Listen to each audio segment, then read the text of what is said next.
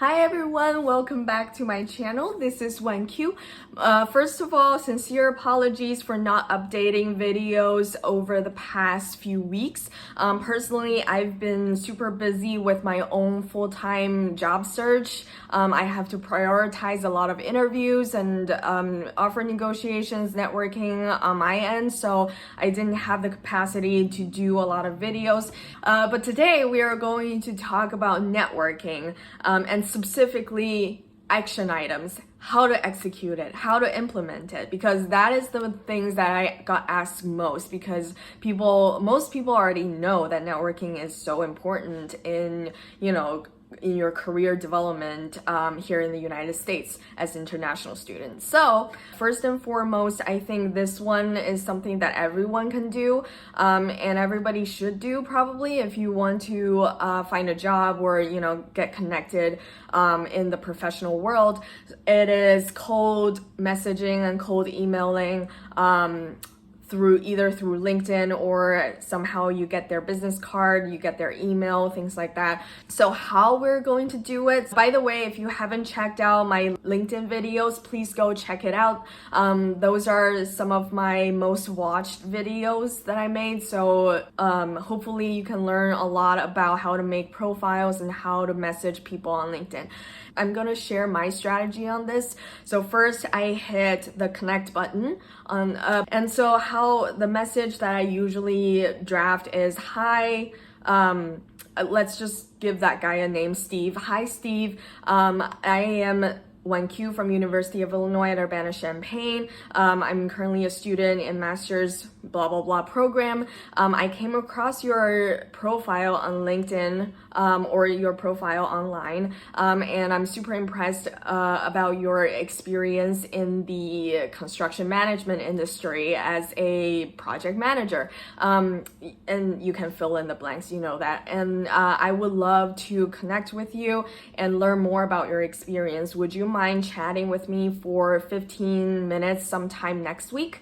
So this is a very, and thank you. So this is a very boilerplate template that I use to connect with anyone that I found on LinkedIn. I don't know that person prior to connection. I just literally came across their profile, and I think that guy or gal has a super impressive profile or their experience, so I want to learn more. So it's very genuine, it's very basic, and then if that guy get back to me and be like, sure, I'd love to talk more about my experience, and you'd be like, set up a time, right? Here are my availabilities, what are your availabilities, and what would be the most convenient method for you. And since we're in the world of COVID, I guess still, even not, people are super open to Zoom call or just a phone call, so you can be like, what would be the best method for you? If it's local, I do suggest you meet them up in a coffee shop or a public place to get prepared and talk. I do think in-person connection works better. And then after that, they'll be like, oh, like next Tuesday, I don't know, 3:30 p.m. CT works for me. And so you send them a calendar invite, right? If they gave you an email, you make sure that you send them the calendar invite with the Zoom or Microsoft Teams link, whatever link. If they said phone call, then you make sure that you put that time on your calendar, and then maybe give them your phone number or ask them about their phone number, whichever they prefer. And then when that time comes, you're going to set up a quiet space in a virtual setting, and then you have the questions prepared and the talking points prepared for your informational interview. By the way, this thing is called informational interview if you haven't known that already. About the questions that you prepare, again, go on Google, search informational interview questions, and there will be like 10 best questions to ask professionals in the blah blah industry. Some of my favorite questions are, what do you do on a daily basis? What do you think of the future of this industry? Or, how did COVID impact the industry, and what do you think moving forward? And then how to be successful. Usually, you talk to a pretty successful person. So you want to make sure to ask them like, how can I become successful, become like you, right? And then what are some of the skills that are very important in your current role or the role that you want to get in, right? If they're a manager, you probably want to start from an engineer. You want to ask them like what would be some of the skills that are very critical for the role. And then something else would be like, what do you like most about your job? Or what would be the most challenging thing when you first started your job? Or have you made any sacrifice sacrifice on your personal life to become successful in your career? That's a tricky question. I enjoy asking that a lot. But anyway, like you can think of any questions that you genuinely want to know and ask them, right? And sometimes it just turns into a very casual conversation, depends on how that person feels about the conversation. And also, but just still be prepared, but also be flexible. If they want to talk about something else, they might just go off and then you can ask follow-up questions. I do really enjoy this networking process or the informational interview process because like I've done it so many times over the past 2-3 years. I've done it regularly, even though I'm not job searching, I still do so. And then I accumulate a lot of knowledge in the industry and in different roles. And when I told you guys already, I've been interviewing a lot recently during job interviews, and I got a lot of feedback from the interviewer saying that I have a really good understanding of whichever the industry that or the company that I try to get in. And I was like, oh, I didn't realize, but like the questions that I asked over the time and the knowledge that I accumulated from those informational interviews, I was able to use them, or I was able to, describe the future of the industry. I already know the skills required for the role from those informational interviews and how to become successful. And then during the interview, like the real job interview process, I was able to hit on the nails. Like I was able to hit the point all the time, and they would be like, oh, I was gonna ask you that, but you already answered my question like when you were making self-introduction. So I get that a lot. So yeah, this informational interview, think of it beyond as do you have a job for me? Can you refer me? I need a referral. That's not how it works. It's more about learning, right? It's more about educating yourself and learning through conversations and really like how to become successful. And then the referral part, I know that you guys all care about that part, like, oh, I just need a referral to that blah blah company. That comes with time. And people are not going to refer you if you're not having an enjoyable conversation, right? Like if they don't know you, like why would I refer you? But if you are genuinely interested, you're asking all those cool questions and you can like plug in some of your skills or your experience during that interview, during that like conversation, right? Like and then they will be like, oh, this person, this student, you're a student, right? This student really want to learn. They're like super interested in this field. I'm like, usually people are so eager to help because they remember that they were in the same position as you before, so they were so eager to help you. I receive a lot of help, and it can be a referral. Sometimes they would, in the end of the conversation, we were just like enjoying it so much, they would be like, hey, I think you would be a great fit. Could you send me your resume? Because like I need to get into my company and help out. Or they would be like, well, our company doesn't have any openings right now, but I'm happy to introduce you to so and so, or like 2 or 3 people, right? Like sometimes they would do that, and they would be like, oh, it would be so beneficial for you to talk to him about your interest further down the road, like things like that. So I got so many other like substantial benefits other than my knowledge. So I really enjoy that process, and I do encourage you to do so. And also, like, it comes with practice. Practice makes perfect. My first couple of informational interviews sucked. It was super awkward. I don't know how to carry a conversation And I understand with like, language barriers, things like that, with it's really nervous and you're out of your comfort zone, but it takes time. And once you practice it and see the benefits in it, it just became a very natural and or almost like an enjoyable thing at this point for me. And so like some of the questions, logistics questions, if you do want to get that referral at the end, some of the things that I would ask is, I do want to get into this company, which is, that person's company. Let's just say XYZ company. I do want to get into the XYZ company. Could you share your experience on how you got in or how you stand out during the interview? Sometimes I would ask like, would you mind passing along my resume? Since I'm graduating, I'm very interested in this role and I do believe I'm qualified and suitable for the job. So would you mind passing along my resume? Or they would be like, oh, I'm not in charge of hiring. They would do that. And then you'd be like, do you know who is in charge of hiring? Would you mind connecting me with that person? Things like that. So there are different ways that you can go about it. You can be very aggressive, which sometimes can have a negative impact because again, that person doesn't know you. If that conversation wasn't too enjoyable for them, they might be very resistant to do so. But if, it depends on the feeling, right? If it's like a very enjoyable conversation, I would just ask straight about like, hey, I'm really trying to get in the company and I do think I'm qualified, blah, blah, blah.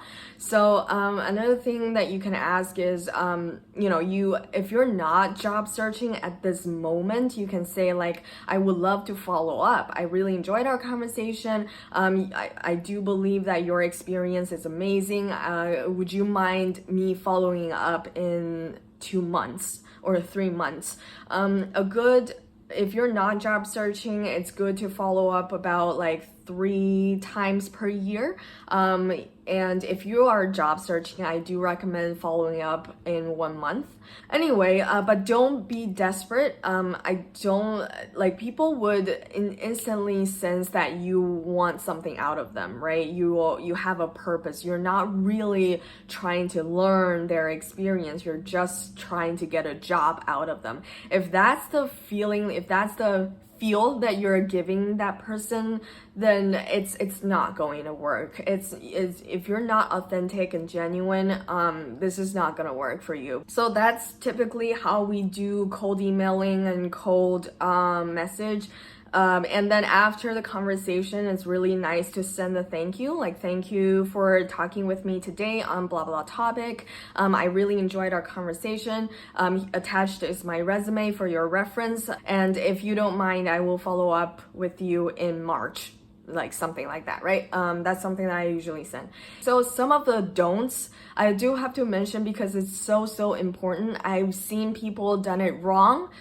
Even like when they're trying to connect me or cold emailing me, they've done it wrong and I was very bothered by it. So first is hit the connect button on LinkedIn without sending a private note. I'm sorry, just like I'm not going to connect with people like that because if you connect with me, you have access to my connections. And I consider my connections as assets, right? My social asset, the connections that I built over the years, I'm not going to just share it with a random person who doesn't even send me a private message on who you are, why you're connecting with me. I don't even know you. So don't do that. And I know that a lot of people would connect with you. They would like approve, but what are you like? You're not trying to hit a number on your connections like 500 plus, but at the end of the day, they're not your friends, they're not your connections. There's nothing to it but a number. So there's no point in doing that. So definitely send a message. And second is they connect and then they start asking questions by typing. So like they would be like, hi, thank you for connecting with me. Here are a couple of questions that I hope you could answer for me. Number 1, number 2. And I will be like, are you trying to get me to write an essay? Like, I'm not going to type the answer to your questions. It's not even a yes or no question. It's like, can you share your experience on this dual degree program? Like I don't have the time to type a whole bunch of message to you. And also, like, I've never seen you, I've never heard your voice. Like, there's no connection here, right? And if you're trying to get a referral from me, like, no, like I've only texted you before. Like, that's not how it works. So just go ahead and ask for chat, like in person or a virtual chat. A phone call is the least you can do. So, and then you can talk so much over the 15 or 30 minutes period instead of like typing, and nobody has the time to do the typing. Those are the two don'ts when you're cold messaging or cold emailing. Anyway, other than finding professionals on LinkedIn, there are other ways that I recommend more on finding professionals to talk to. It's definitely more organic. There's a better chance that you can get things out of them.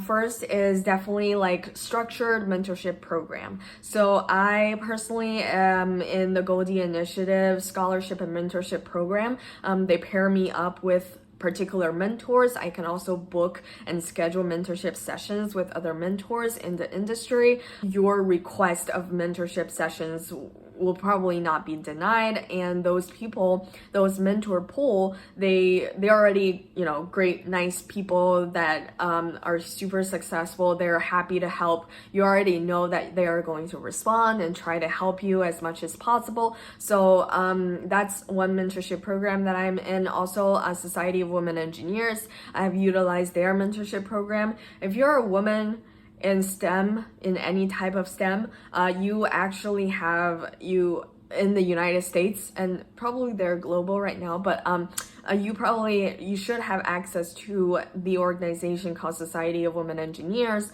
You can pay the annual fee, and then you will have access to the SWE mentorship program, where you can book up to 5 mentors per month, I would say. I don't know, but yeah, that they also have a whole list of mentors who are in many different engineering and science and math programs. You can find people, you can filter people, you can schedule phone calls and video chat with them, and they are for sure going to respond. They already put their availability on the website, so you can just book them.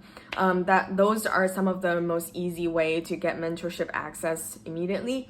And another